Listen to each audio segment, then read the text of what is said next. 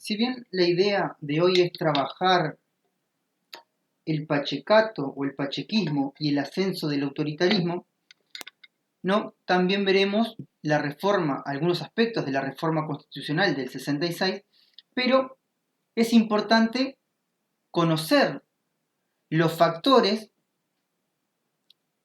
que dan evidencia de que esta década del 60, ¿no? Esta década de 1960 fue violenta en el Uruguay. Si nos ponemos a pensar, podríamos decir que se inicia esta década del 60 con una creciente ola de violencia, y esa violencia es producto de la crisis económica que atravesaba el Uruguay, luego de la crisis del neovallismo, pero también hablamos de una doble crisis. No solo hablamos de una crisis económica, sino que también una crisis política. Esa crisis política se debe, básicamente, luego de que aparezcan una serie de nuevos sectores sociales en la sociedad, nuevos grupos sociales y también grupos políticos que generaron que este Uruguay de la década del 60 comience a polarizarse. Y con la influencia, además de la Revolución Cubana, poco a poco vemos que la instalación de la polarización ideológica va ganando terreno en el Uruguay. Recordemos que aquel Uruguay modelo que se caracterizó básicamente por respetar y tolerar las ideas de todos, comenzó poco a poco a desaparecer. Uno de los ejemplos más claros fue la ruptura de las relaciones diplomáticas con Cuba, luego de que estallara la Revolución Cubana, el asalto a la Universidad de la República y la represión policial tanto a estudiantes como a trabajadores. Ahora,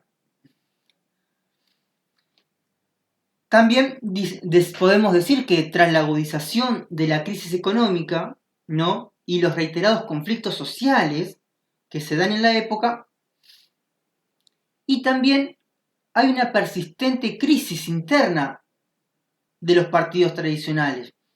Es decir, los liderazgos del Partido Nacional y del Partido Colorado están en una crisis que no viene de esta década del 60, sino que viene arrastrándose desde mediados de 1955 aproximadamente, lo cual derivó, recordemos, en que el Partido Colorado pierda las elecciones del 58 y así acceda al Partido Nacional del Gobierno luego de 93 años ininterrumpidos de gobiernos colorados. Ahora, pero esta agudización de la crisis económica y política provoca que en 1966 se plantee nuevamente la reforma de la Constitución de la República. Y esta reforma tiende a que se elimine el colegiado y se vuelva al régimen presidencialista. Por ejemplo, Ana Frega dice que en 1966 se instaló con fuerza la idea de que era imprescindible sustituir el gobierno colegiado para superar la crisis que atravesaba el país. Ahora, habiéndose presentado varios proyectos de reforma, finalmente surge vencedora aquella que surge de acuerdos entre sectores del Partido Nacional y el Partido Colorado. Y también recordemos que el colegiado tiende a fallar y la población aprueba la reforma constitucional porque vemos a la mayoría de esta población que se sentía desconfiada del colegiado, porque consideraba que no era un organismo resoluto, es decir, que no resolvía las cosas, debido a que discutía mucho y resolvía poco. Obviamente que discutía mucho y resolvía poco. Recordemos que el colegiado instaló 9 presidentes y es difícil llegar a acuerdos con tantas personas al mando de un Estado y a la hora de tomar decisiones nunca se encontrarán en acuerdo para llevar adelante determinadas medidas.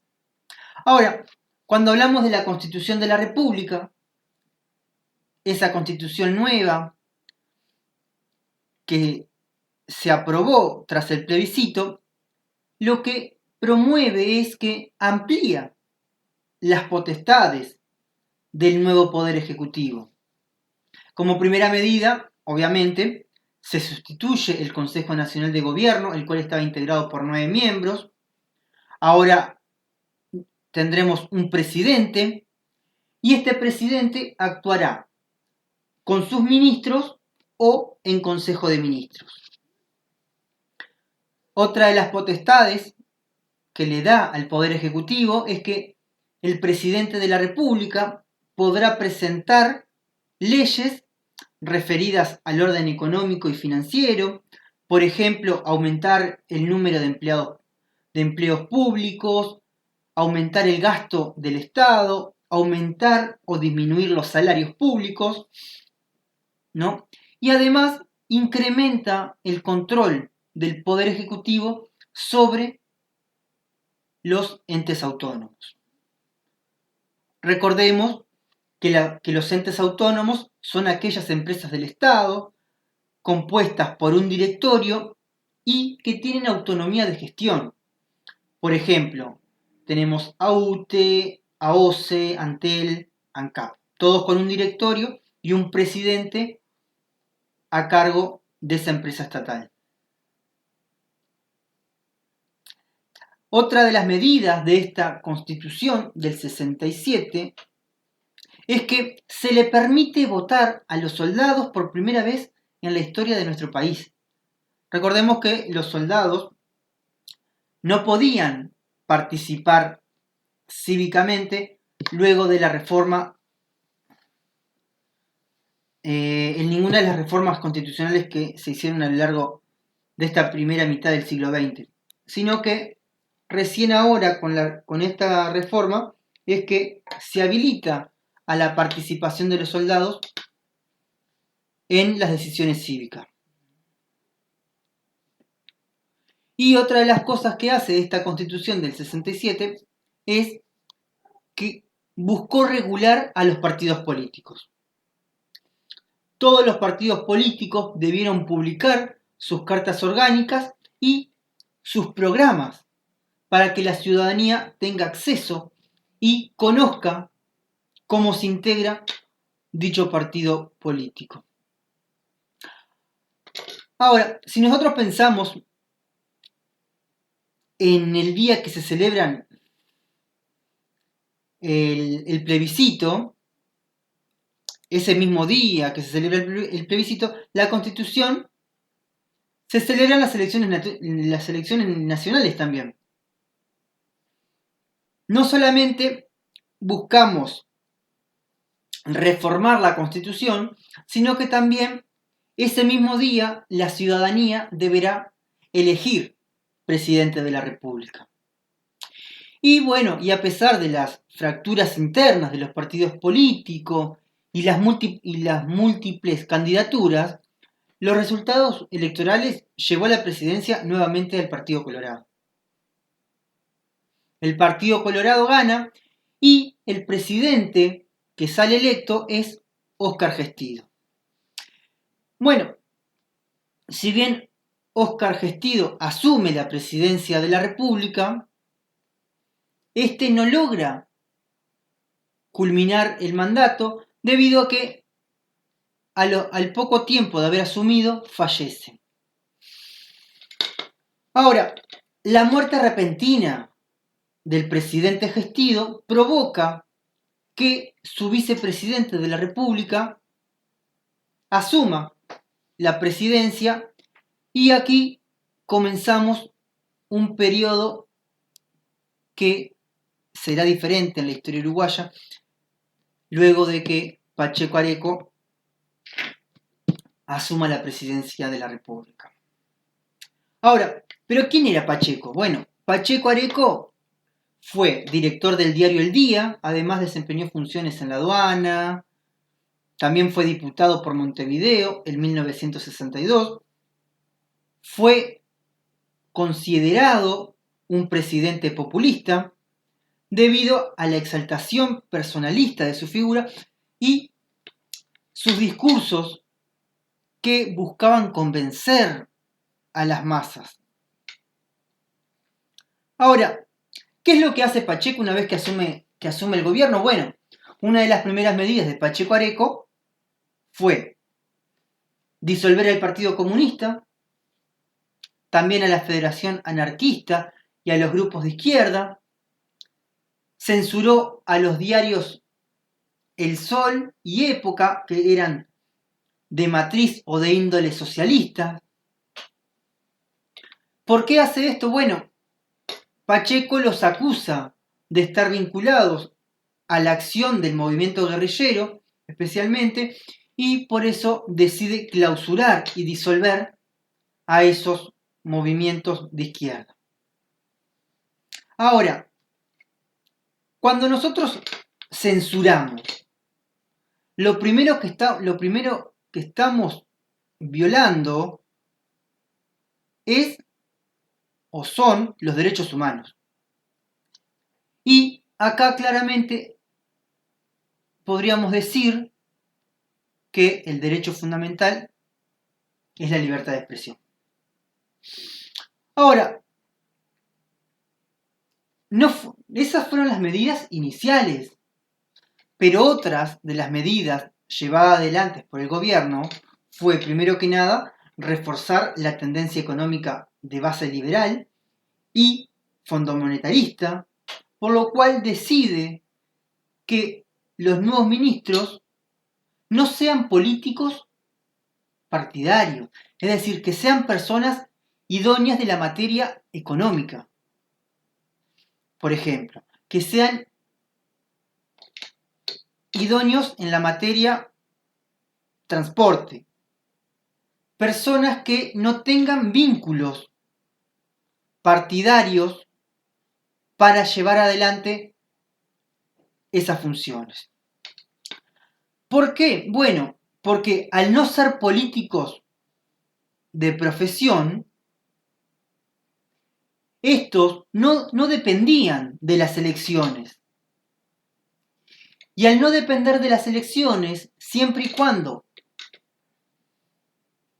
no se mandaran ninguna macana o se la mandaran, estos no pagarían los costos políticos que requiere a la hora de una elección. Por ejemplo, si yo soy partidario, yo soy ministro de Estado, por ejemplo, y pertenezco al Partido Colorado, y mi gestión no fue mala, yo no tendré un costo político a la hora de ser reelegido para un cargo en el Palacio Legislativo o un cargo de presidente en caso de que yo sea candidato a la presidencia de la República.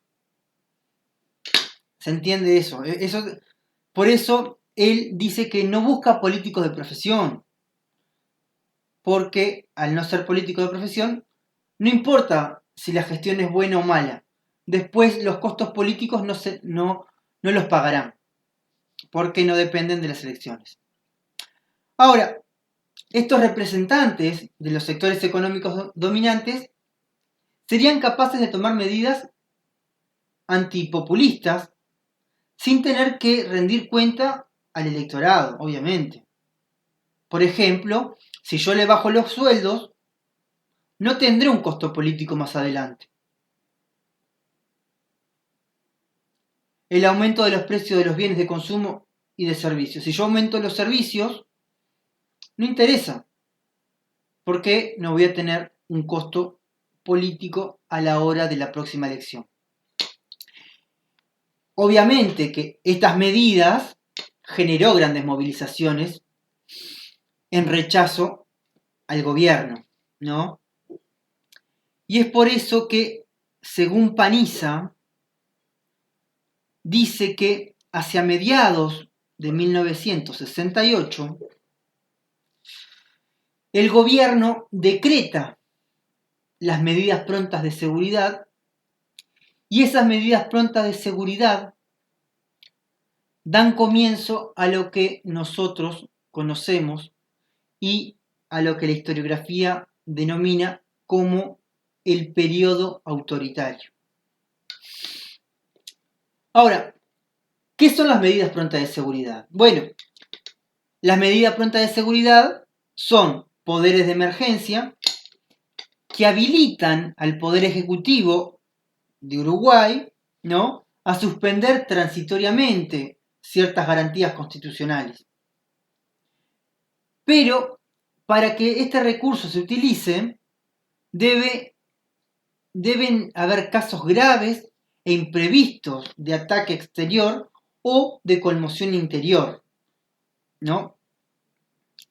Ahora, y en caso de que el presidente decrete las medidas prontas de seguridad, deberá dar cuenta al Parlamento Nacional.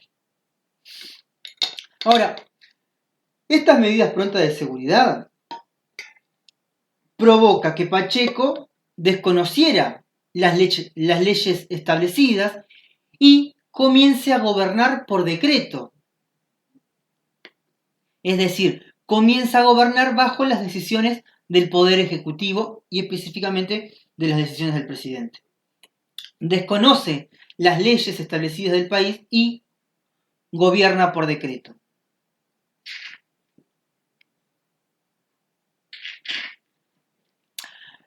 Pero cuando Pacheco impone estas medidas de seguridad, ¿no?, y se enfrenta al movimiento sindical, obviamente, ¿qué es lo que hace Pacheco? Bueno, frente al enfrentamiento con el movimiento sindical, dice en un discurso que se aplicará la militarización de los funcionarios públicos y también de los funcionarios privados, especialmente de la banca. Esta militarización supuso imponer en los funcionarios públicos y privados, ¿no? Se decía que el funcionario era un desertor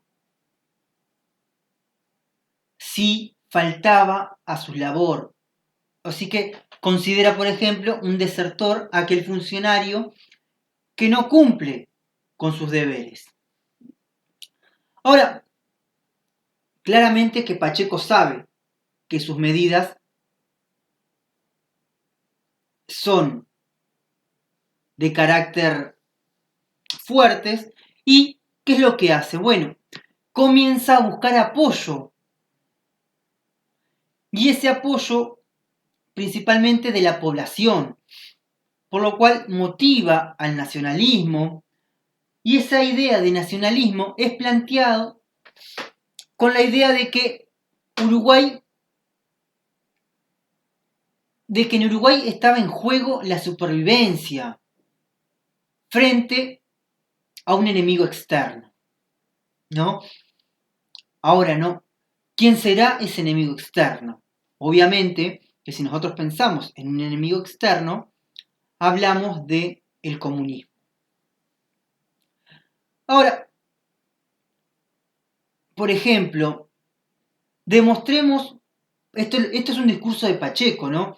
Pacheco en un discurso dice, bueno, demostremos a los escépticos y a los partidarios del caos social y del totalitarismo cómo el Uruguay sabe salir de una situación inflacionaria de enorme magnitud, por la vía de la ley y dentro del cauce de la Constitución. Acá está hablando claramente de la situación económica. Ahora, después sigue con el discurso y dicen, bueno, si una sociedad es amenazada, tiene el deber de responder a la fuerza con la fuerza. Mi gobierno, como representante y defensor de la organización jurídica de la sociedad uruguaya, cumplirá con su deber de ejercer la autoridad con dureza y energía que las circunstancias impongan para garantizar las libertades amenazadas. Aplicaremos todo el peso de la ley militar para sancionar a los malos uruguayos y deportaremos de acuerdo con la ley a los agitadores extranjeros. Claramente, acá en el discurso de Pacheco encontramos dos luchas. La lucha contra la inflación, ¿no? La lucha económica, pero también ahora se le suma la lucha política. Una lucha política obviamente, sobre las bases ideológicas del comunismo. Ahora, obviamente que frente a esta situación y en este momento se encuentra enfrentado fundamentalmente con el movimiento sindical. Sin embargo, cuando habla del otro enemigo que trasciende cualquier infiltración con agentes sociales concretos, ¿no? Acá podemos hacer una doble lectura. Bueno, habla del comunismo como el enemigo extranjero o agitadores extranjeros, pero también habla del movimiento guerrillero. Y bueno, y claramente que durante el periodo la coyuntura política está centrada en el enfrentamiento entre el poder ejecutivo y el movimiento guerrillero. Me olvidaba. Cuando habla de escépticos, ¿no? Lo que dice, bueno, él desconfía de todas aquellas personas que no creen en aquellas ideas o en aquellos hechos que manifiesta otra persona, ¿no? Y aquí, bueno, acá ya entran determinados grupos sociales, entre el movimiento estudiantil, que también lo considera de alguna manera parte del enemigo, porque está influenciado, dice, por las ideas del comunismo, al movimiento sindical, y otros grupos menores y otros grupos mayores como son el movimiento guerrillero. Ahora, frente a la situación, Pacheco dice, bueno, tenemos que defender las libertades amenazadas. Él se presenta a sí mismo como el defensor de esas libertades.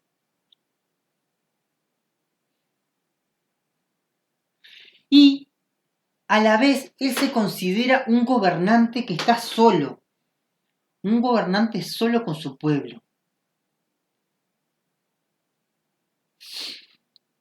En la medida que va avanzando el gobierno de Pacheco, las medidas fueron volviéndose cada vez más autoritarias y contrarias a las libertades. Es por eso que las medidas de Pacheco fueron cada vez más severas, porque la idea era detener a los enemigos de la nación. Él comienza a usar de forma permanente las medidas prontas de seguridad, que en la Constitución están previstas solamente para casos excepcionales, y entre 1968 y 1971 se aplican en todo el periodo, salvo durante 3 meses. También vemos un periodo que aplica reiteradamente la violación de los derechos humanos, hay un uso de malos tratos y torturas, las cuales fueron comprobadas, según lo comprobó el Senado en un informe en 1969. También hay limitación a la libertad de prensa, se prohibía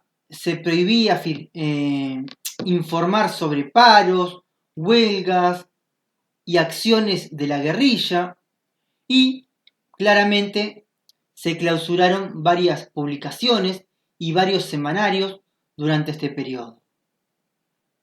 Como dijimos también más atrás, es que se produce la militarización de los funcionarios públicos y también de los privados, en el caso de los bancos, para obligarlos a trabajar e impedir que estos hicieran huelga.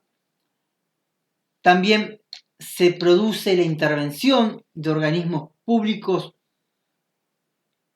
desconociendo la autonomía, y aquí vemos que el presidente dispuso la intervención del Consejo de Secundaria, por ejemplo, y de la Universidad del Trabajo, también de la UTE y de AFE. Ahora, el uso de la fuerza policial para impedir cualquier manifestación de protesta contra el gobierno fue constante. Se fue haciendo normal que las movilizaciones sociales fueran reprimidas con cachiporras, lanzaagua, gases lacrimógenos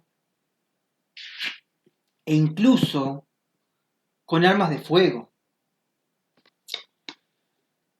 Y es por eso que decimos que la violencia se fue transformando en algo cotidiano, y a medida que se hacía más común, tanto la del gobierno como la de la guerrilla, vemos a una población que se vuelve indiferente frente a la situación. Claramente que acá no podemos dejar de mencionar, ¿no?, a lo que pasó frente a este abuso policial desmedido y que se transformó casi, o que empezó a ser parte de la vida cotidiana. Tenemos la muerte del estudiante Liberarse, quien murió el 14 de agosto de 1968, luego de ser baleado por la policía en una manifestación. Además, murieron 2 estudiantes más, como son Susana Pintos y Hugo de los Santos, mientras hacían una pintada. Y en enero de 1969 fue muerto un obrero municipal. Y en julio y septiembre del 71 fueron muertos 2 estudiantes más, como son Heber Nieto y Julio Espósito. Claramente, este gobierno autoritario o este ascenso del autoritarismo son las bases, podríamos decir, de lo que culminará más adelante como la dictadura cívico-militar que se desarrolla o que comienza básicamente en 1973 y culmina en 1985. Existen varias teorías sobre este periodo.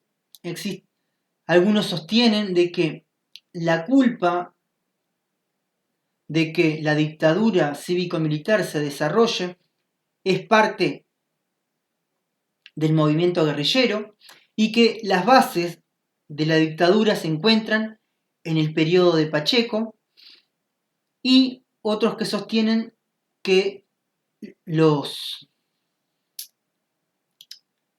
tupamaros no tienen nada que ver con el desarrollo de la dictadura, debido a que para el año que comienza la dictadura, todos los tupamaros ya estaban presos. Son teorías, todas aplicables, pero la teoría de los dos demonios dejó de funcionar ya, o dejó de aplicarse desde hace un tiempo, pero también hay que recordarla. Bueno,